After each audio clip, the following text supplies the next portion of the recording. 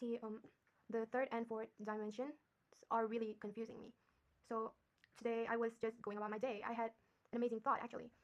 Wait, first, before I even tell you about this, I should probably be straight to the point about my confusion, which, if you're someone who knows this kind of stuff, it may sound dumb, but today I just found out that humans are third dimensional beings, and I always thought they were fourth dimensional beings. It's because time is a fourth dimensional thing. That's what I've heard, and humans are inside of time. They follow the rules of time. They are allowed to exist in a physical world where time is there. So I just thought they were I thought they were yeah, I thought they were fourth dimensional beings. And then I found out that they were third dimensional. And now don't get me wrong, it's just weird thinking about it because I've believed my entire life that humans were fourth dimensional. And see, I've worked on that hierarchy. Okay, the first dimension or the zero dimension is like a dot. The first is a line, and then the third is 3D objects, and the fourth was time and human beings. But yeah, humans are third dimensional, and even though we don't resemble the standard example of a third dimensional thing object, which is a cube or a cube or a cuboid, for example, we are still third dimensional.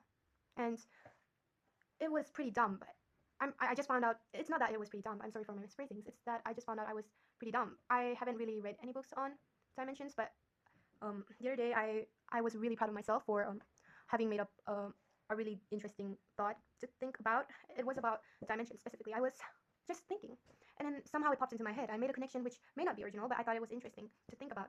That observation was that it was that a connection, right, between immortal beings and things that are on the higher dimension than humans.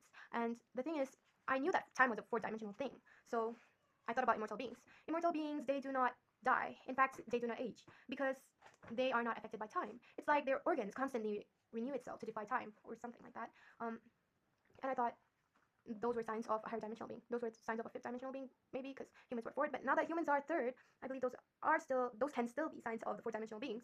And I thought that was pretty cool. And then I thought I did make up another theory about how just like fourth dimensional humans can oversee the lower dimensions using pens, pencils, maybe by hypothetical thinking, right?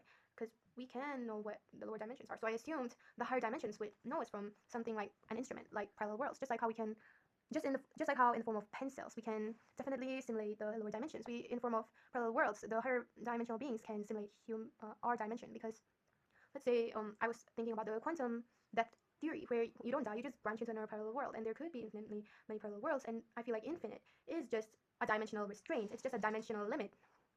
Infinity could be more like an instrument to higher dimensional beings. And yeah, I thought that was cool, but then that happened. It's, I was just confused, really. If I did read a book about higher dimensional beings right now, or about the lower dimensions, about any dimensional things right now, I would probably know, but I do not have any book along the lines of that right now, and I do have an exam tomorrow that I must study for.